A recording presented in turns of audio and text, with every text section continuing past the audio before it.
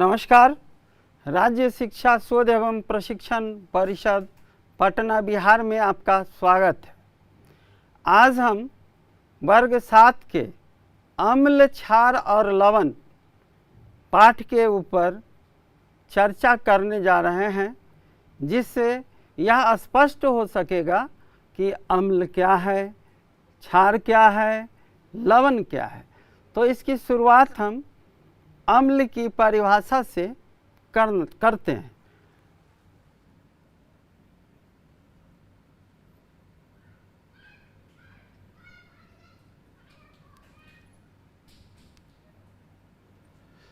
अम्ल वैसा पदार्थ है जो स्वाद में खट्टा होता है।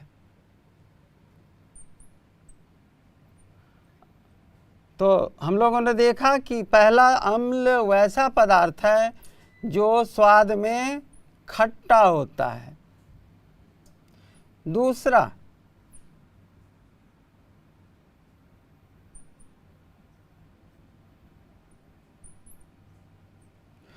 दूसरा बिंदु इसका है कि अम्ल जो है, इसका एक सबसे प्रमुख गुण है कि यह नीले लिटमस पत्र को लाल कर देता है। क्या कर देता है? नीले लिटमस पत्र को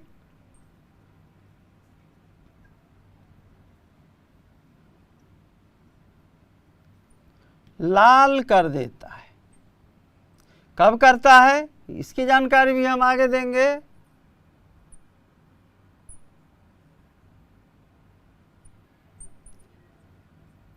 तो ये दो प्रमुख इसके जो कैरेक्टर गुण हैं, इसको भी अगर हम ध्यान में रखें तो हमें अंतर जानने में बहुत ही ज़्यादा अच्छा लगेगा।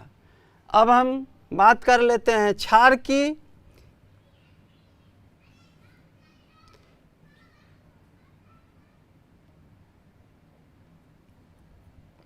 क्षार क्या है? तो क्षार वैसा पदार्थ है जो स्वाद में कड़वा होता है। क्या होता है?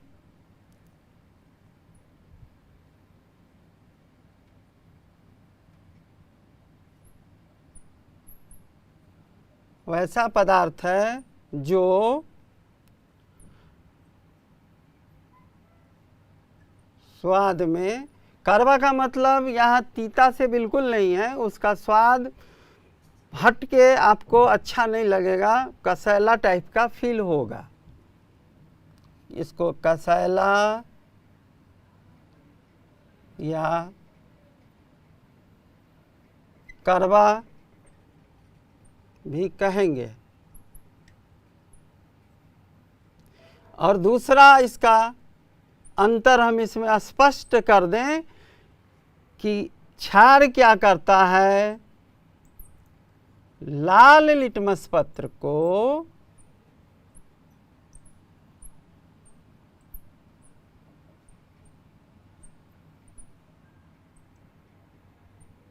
नीला कर देता है।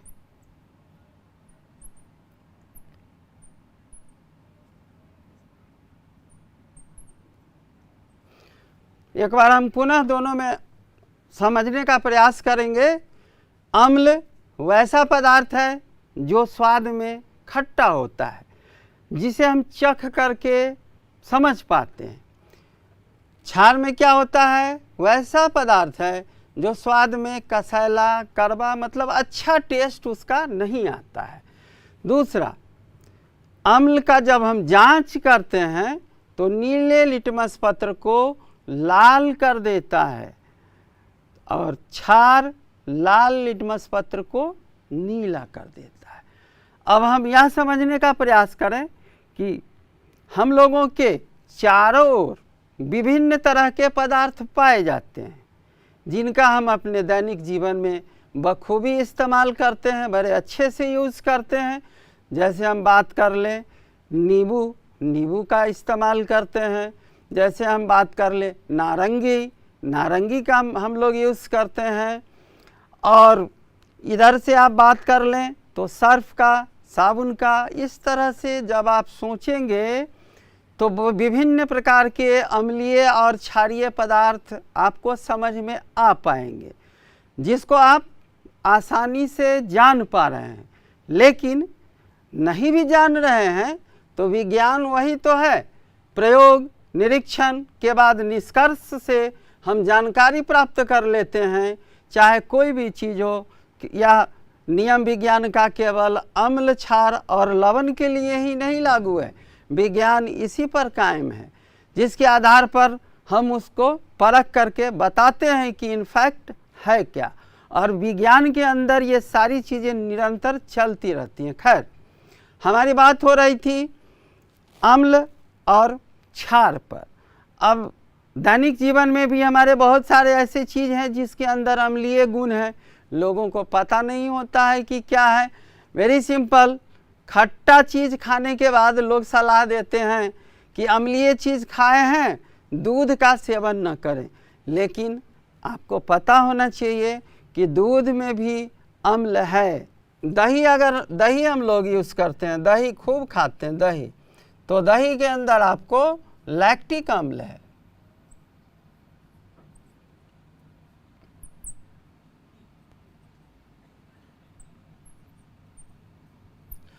नींबू के अंदर साइट्रिक अम्ल है।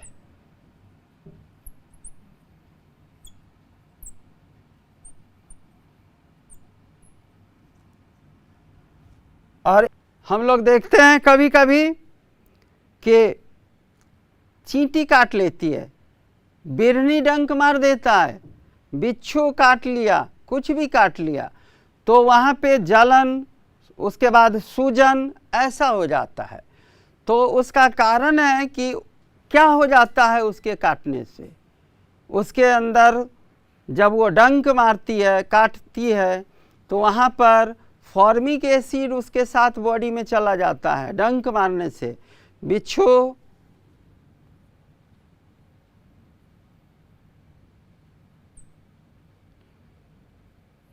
अब इसके लिए हम लोग क्या करते हैं, अगर काट लेती है तो लोग आम भाषा में प्याज लेकर के तुरंत में उस पर घिस दिए, या अगर आपके पास घर में उपलब्ध है और भी अन्य कोई क्षारीय पदार्थ तो उसको लगा देते हैं। क्यों? क्योंकि अम्ल और क्षार जब दोनों आपस में मिल जाते हैं तो वह उसको लवण में परिवर्तित कर देता है, जिसके कारण वहाँ का जलन या जो कहिए इसके दुष्प्रभाव फॉर्मिक अम्ल के कारण जो पैदा हुआ वह खत्म हो जाता है। तो जानकारी में भले ही ना हो, लेकिन हम देखते हैं कि इन चीज़ों के इस्तेमाल से हम इसके जलन को कम करते हैं। इसी प्रकार क्षार के बारे में हमने बताया। अब क्षार कहाँ कहाँ उपलब्ध है, तो आप देखिए, हम दैनिक जीवन में साबुन, सर्फ, शैम्पू वगैरह का इस्तेमाल करते हैं। क्या करते हैं? साबुन, सर्फ,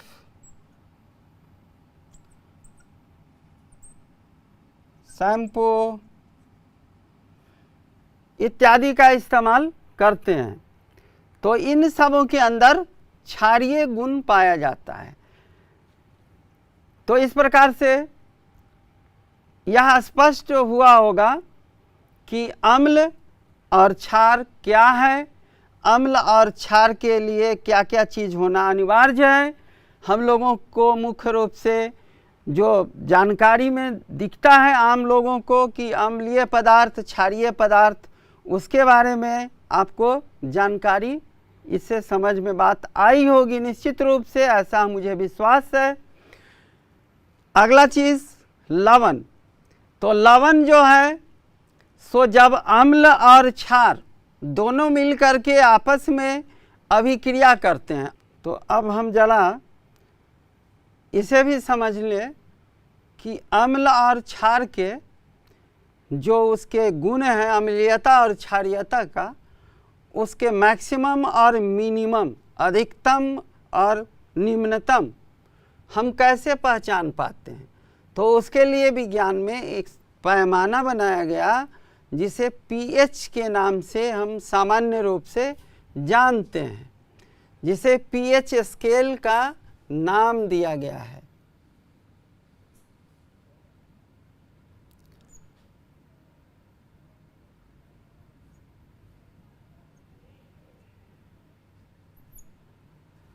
इस स्केल में क्या होता है कि हाइड्रोजन आयन के सांद्रता को आधार मान करके इसके वैल्यू को निर्धारित किया जाता है। अब इसे हम इससे और अच्छे तरीके से समझ पाएंगे।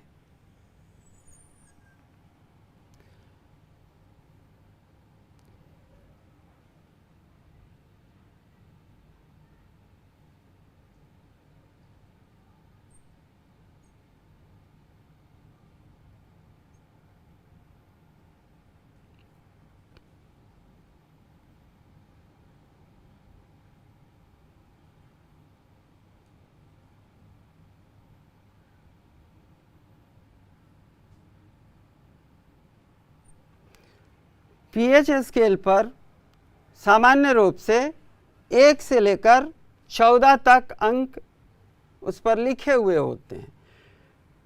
तो यहाँ जो हम लोग देख पा रहे हैं 1 से 7, तो 7 से कम मतलब 7 से लेकर 7 से नीचे की ओर 1 तक, यहाँ का जो होता है इधर जितना वैल्यू आएगा वह अम्लीय गुण वाला होगा। मतलब पीएच स्केल पर अगर वैल्यू 7 से कम और 1 से 7 के पहले जस्ट पहले तक होता है तो वह पदार्थ माना जाता है अम्लीय गुण वाला। 1 अगर मान होगा तो वह पदार्थ ज़्यादा एसिडिक होगा, मोर एसिडिक, ज़्यादा अम्लीय होगा। 2 वाला अगर वैल्यू आएगा तो 2 उससे कम होगा, 3 का अम्लीयता उससे कम, इस प्रकार क्रमिक रूप से 7 तक हम आते हैं। लेकिन 7 से कम 1 पॉइंट भी थोड़ा भी कम होना चाहिए, क्योंकि यहाँ पर आकर यह न्यूट्रल हो जाता है, न्यूट्रल हो जाता है। और 7 से लेकर 14 तक इसके क्षारीय गुण प्रदर्शित होते हैं। अब 8 है तो क्षारीय गुण कम है। 9 अगर पीएच स्केल पर वैल्यू आ रहा है तो थोड़ा सा ज़्यादा उससे हो गया 10, इस प्रकार से 14 अगर आ जाएगा तो क्षारीयता का गुण उसके अंदर उस क्षारीय पदार्थ में सबसे ज़्यादा है। तो अम्लीय या क्षारीय पदार्थ के अंदर कितनी अम्लीयता या क्षारीयता है, इसके निर्धारण के लिए हम एक स्केल, एक पैमाना का यूज़ करते हैं, जिसे हम पीएच स्केल के नाम से जानते हैं। तो इस प्रकार से हमने देखा कि अम्ल और क्षार के अम्लीयता और क्षारीयता के बारे में, कब अधिकतम होगा कब निम्नतम होगा। अब हम बात करते हैं लवण की कि लवण क्या है। तो लवण जो है सो इसे हम अच्छी तरह से समझ सकते हैं इस प्रकार से कि जब अम्ल प्लस क्षार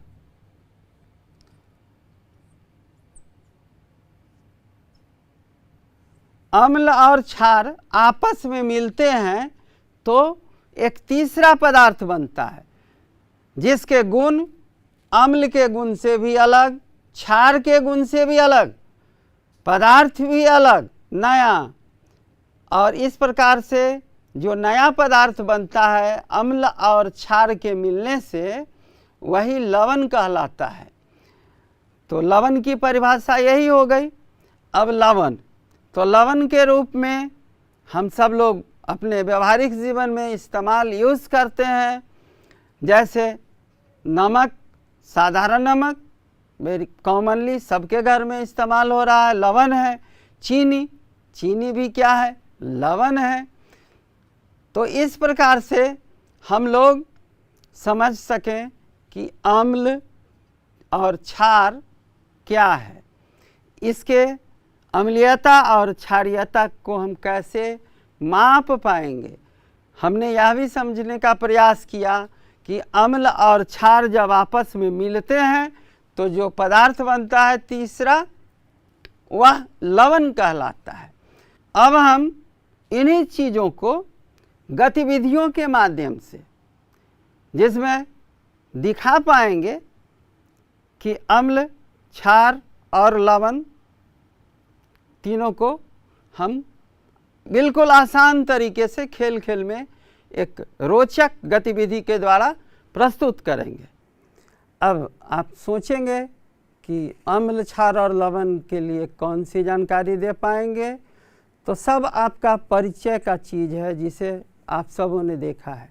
ये अड़हुल का फूल है लाल कलर का, ये अड़हुल का फूल है पीला कलर का, ये हमारे पास टमाटर है, ये हमारे पास नींबू का रस है, ये हमारे पास सोडा है घुला हुआ, ये हमारे पास शैम्पू है, ये यहाँ उपलब्ध है पाइप जिसके मदद से कुछ काम किया जाएगा, और ये हमारे पास बना हुआ है पेपर के ऊपर।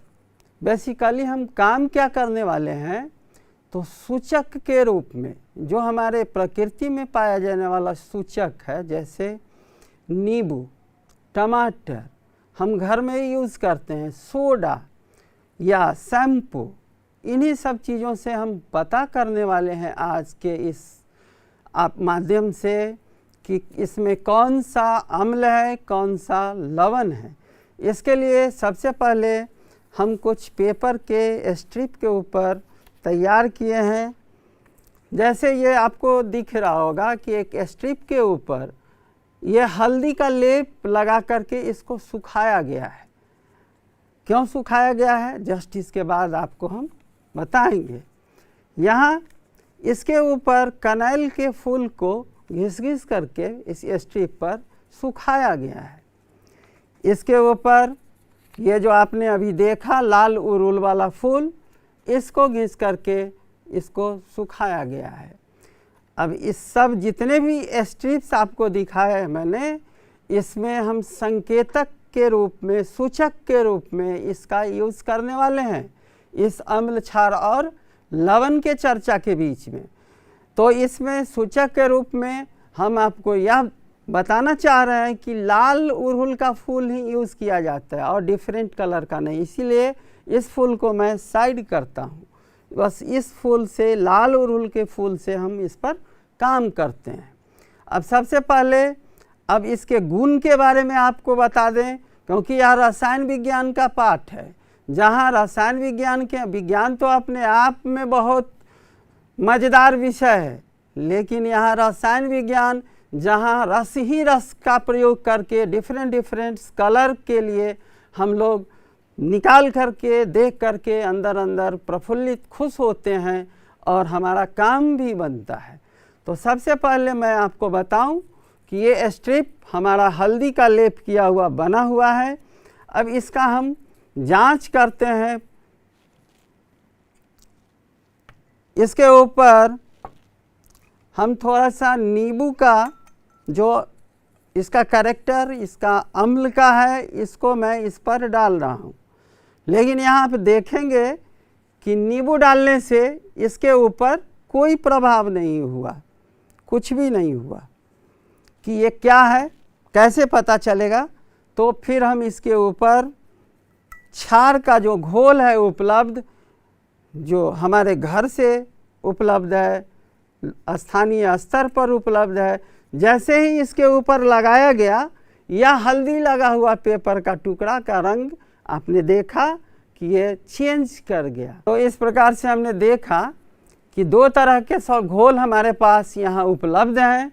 जब हल्दी वाले स्ट्रिप पर हमने एक घोल को लगाया तो इसके रंग में कोई परिवर्तन नहीं हुआ, एज इट इज़ ज्यों का त्यों रह गया। इसका मतलब है कोई परिवर्तन नहीं हो तो इस कैरेक्टर का जो भी पदार्थ है वह अम्लीय पदार्थ है, हम उसे अम्लीय पदार्थ मानेंगे।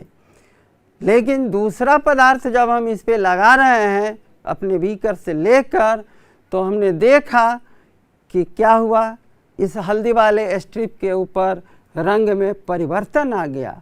तो जब स्ट्रिप के ऊपर जिस किसी भी पदार्थ से इस तरह का परिवर्तन आ जाए तो हम बिल्कुल आसानी से समझ सकते हैं कि यह एक क्षारीय पदार्थ है। तो इस प्रकार इस प्रयोग के द्वारा हमने ये समझा कि अम्लीय पदार्थ और क्षारीय पदार्थ के जांच सूचक के द्वारा जिसका हल्दी यूज़ होगा हम कर पाते हैं। यह भी हमें जान लेना चाहिए कि हर चीज़ के लिए एक पैमाना है, स्केल बोला जाता है। तो इन सबों के लिए एक पीएच वैल्यू के लिए स्केल बना हुआ है, जिसके आधार पर 1 से लेकर 7 से नीचे तक का जो सॉल्यूशन का पीएच वैल्यू आता है तो उसे अम्लीय माना जाता है। 1 होगा तो सबसे ज़्यादा अम्लीय होगा, इस प्रकार से।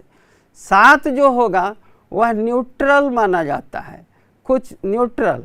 लेकिन 7 से जब हम 14 की ओर आगे बढ़ेंगे तो वह सॉल्यूशन हमारा क्षारीय हो जाता है। मतलब अम्लीय पदार्थ का पीएच मान 1 से 7 के अंदर होगा। 7 हमारा न्यूट्रल हो जाएगा। 7 से 14 की ओर हम जैसे ही बढ़ेंगे वह पदार्थ हमारे लिए क्षारीय हो जाएगा। तो इस प्रकार से एक चीज़ हम लोग समझ पाए कि हम कैसे जांच कर सकते हैं। दूसरा चीज़ हम आपके बीच प्रस्तुत करने जा रहे हैं, ये लाल वाला उर्वल से घिसा हुआ पेपर है। यह भी ये सूचक का, इंडिकेटर का काम करता है। इसके द्वारा भी हम अम्लीय और क्षारीय गुण वाले पदार्थ की पहचान कर पाते हैं आसानी से।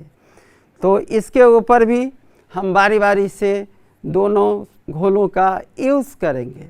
देखिए क्या होता है।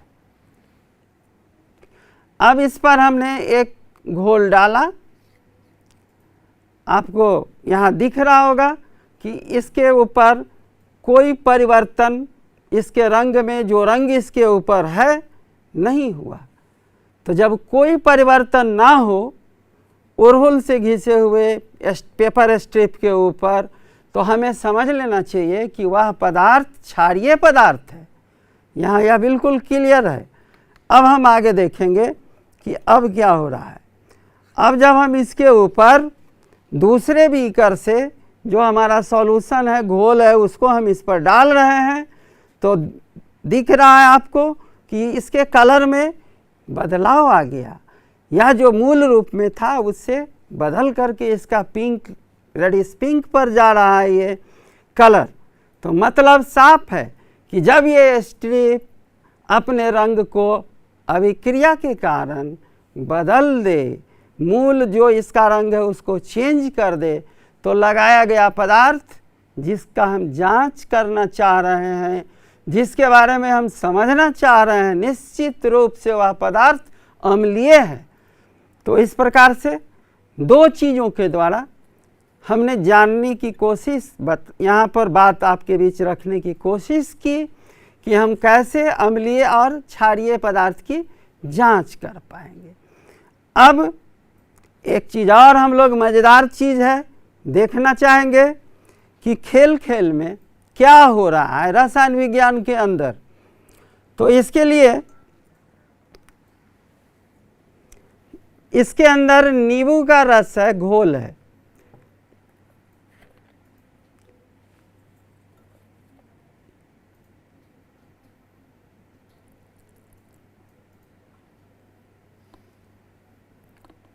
यह अम्लीय गुण वाला होता है। अब आप देखिए, जब इसमें हम खाने वाला सोडा, बेकिंग सोडा डालेंगे तो क्या हो रहा है, क्यों हो रहा है, पहले मैं डाल देता हूं, इसके बाद आपके बीच इसकी चर्चा करूंगा। तो जैसे ही मैंने इस नींबू वाले रस में सोडा, खाने वाला सोडा, बेकिंग सोडा डाला, तो इसमें हम देखें कि बुलबुला पैदा ले लिया, ऊपर की ओर झागनुमा उठा। क्यों उठा? तो एक अम्ल है, एक क्षार है, दोनों मिल करके इसको न्यूट्रल कर दिया। न्यूट्रल बन गया ये। जैसे एक चीज़ अक्सर आप गांव घर के अंदर देखते होंगे कि लोगों को बेरनी, चींटी वगैरह काट लेती है, तो झट से कुछ नहीं मिला तो तुरंत प्याज लेकर के लोग उस पर रगड़ देते हैं। तो प्याज का भी कैरेक्टर, उसके अंदर जो रस है उसका भी गुण वही है, क्षारीय गुण है। तुरंत उसको क्या करता है कि उसके अंदर न्यूट्रल कर देता है उसको, जिसके कारण लोगों का जलन कम हो जाता है। तो एक ये चीज़ है। अब इसके अंदर डालने से कार्बन डाइऑक्साइड गैस भी बना, उसका एक ज्वलन तो यहाँ इसके माध्यम से अभी हम रखने जा रहे हैं कि कैसे बनता है।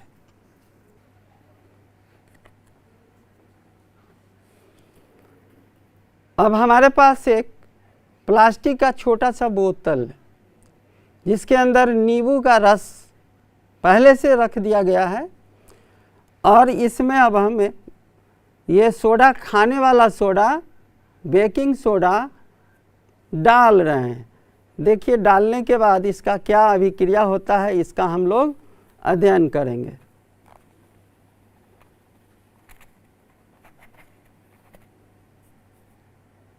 कुछ दिख रहा होगा कि धीरे धीरे जो बैलून इस पे लगा हुआ था वह अपने आप ऊपर की ओर फूलने लगा। इसका मतलब कि हमने इसमें जब सोडा डाला तो यह प्रदर्शित करता है कि यहाँ कार्बन डाइऑक्साइड गैस बन रहा है, और गैस को निकलने के लिए रास्ता तो है नहीं, ऊपर से बैलून लगा हुआ है, जिस कारण यह बैलून में जा कर के ऊपर की ओर बैलून को फैला रहा है। तो इस तरह से हम यह भी जानकारी प्राप्त कर सके कि जब अम्ल में क्षार मिलाते हैं तो वह सॉल्यूशन हमारा न्यूट्रल हो जाता है, और उस पूरी प्रक्रिया में CO2 गैस का निर्माण होता है। तो इस तरह से आज की कक्षा में हम यहाँ अम्ल, क्षार और लवण के बारे में कुछ रोचक गतिविधियों के साथ जानकारी रखी। फिर अगले क्लास में हम इसी तरह किसी अन्य विषय को लेकर के आपके बीच उपस्थित होंगे। तब तक के लिए नमस्कार।